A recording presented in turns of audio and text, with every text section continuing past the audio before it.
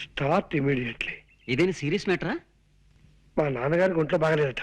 లే ఉత్తినే మా పోరగాన్ని ఇడికి పిలిపించేటందుకు నెపంగా ఈ దొంగ టెలిగ్రామ్ ఇచ్చిన గంతేగాని నా ఒంటికి ఏమైందివా?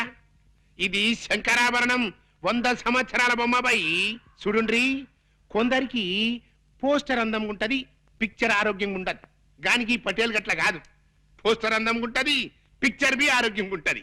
గసలిది వరంగల్ జిల్లాల పొద్దుగాల పొద్దుమికి జొన్నాలు తిని పెరిగిన శరీరం బై ఏదో మా అత్తగారికి ఈడ భూములున్న హెల్పింగ్ ఉంటదని ఇల్లరికం మీద ఈడకొచ్చిరా.